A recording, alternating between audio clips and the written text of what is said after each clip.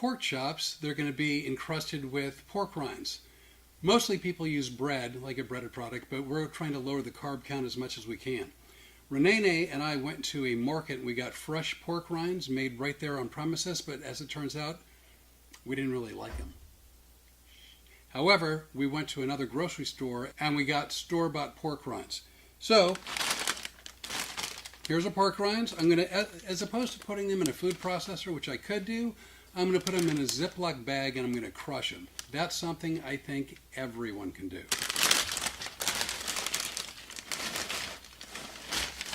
Now, for anyone who's seen some of our videos, I know that you're probably well aware that I have a few hammers that I could pound this with. But I'm going to start by seeing if I can do it with my hands and just make them sort of big crunchy pieces. Okay, so this took about 5 minutes to crunch. They're not powdered, it's not dust, but I think it's just the right size, so you have a little crunch when you eat them. To the pork rinds, I'm going to add into a bowl. And to that I'm going to add a little salt. Won't need much because they're pork rinds. Pepper. And before I go on, just to repeat, the spices I use may not be the spices you want to use. Maybe you don't want to put any spice in there at all. But season to taste. Yours, not mine. This, by the way, rosemary. A little cumin. Some thyme. Oops. Some thyme. Garlic powder. And lots of it.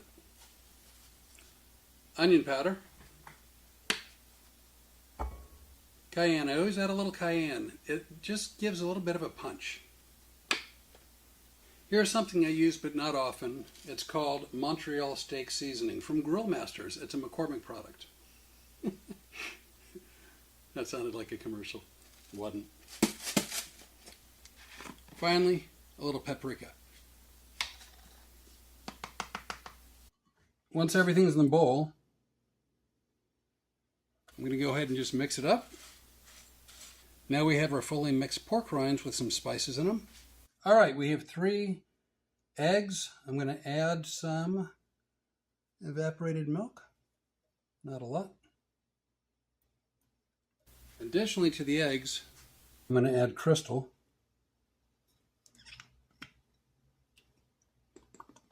And finally, some garlic from Kirkland. Go figure. Surprise, surprise. About that much. All right, so now I have 3 eggs, some garlic, and some Crystal hot sauce. And I'm going to mix this up. I'm going to beat it. Now I'm going to transfer this into a slightly bigger bowl so I can run the pork chops through it. So one of the reasons I'm doing pork chops today is I was at the grocery store and I just found chicken prices and beef prices to be far too expensive. And I'm just not spending the kind of money that they're charging these days. I'm hoping the prices go down.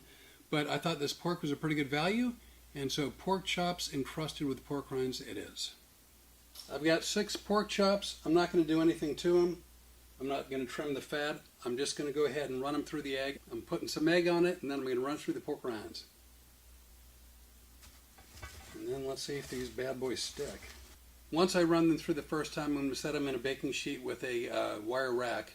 It's got a real good coating to it. So now we're going to pan fry them to sear them, and then we're going to stick them in the oven at 375. I'm going to preheat the oven right now to 375.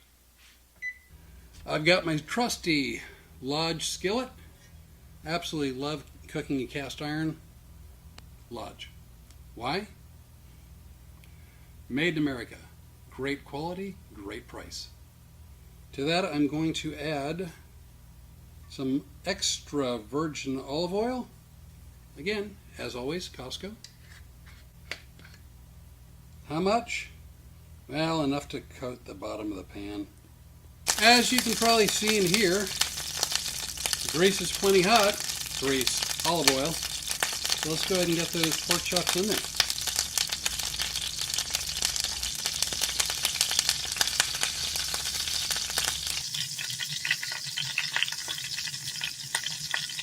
I'm not 100% sure how long to sear them on each side, so I've decided to do about 2 minutes per side, and then I'll stick them in the oven at 375.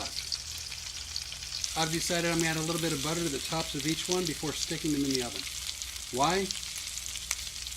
I just decided to. So there you have it, 6 pork chops breaded with pork rinds with a little dab of butter on top.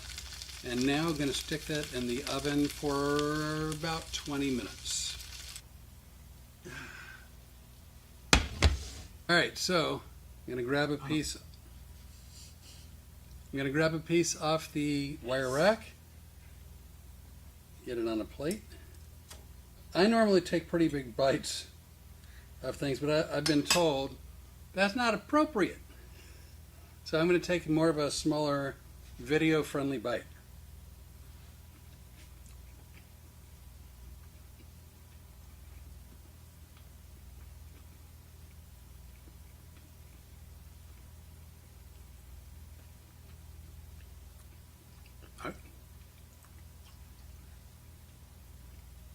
I think it's really good.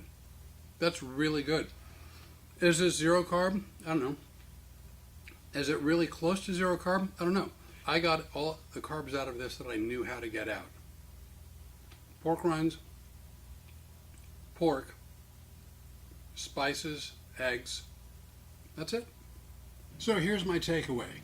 I think they taste excellent. I will definitely do this again, but I would do 3 things different. First of all, I would put the pork rinds in a food processor and I would make them smaller, dust-like. I think they would coat better.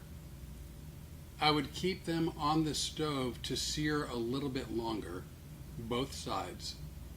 And finally, I would take them out of the oven 2 or 3 minutes before I did.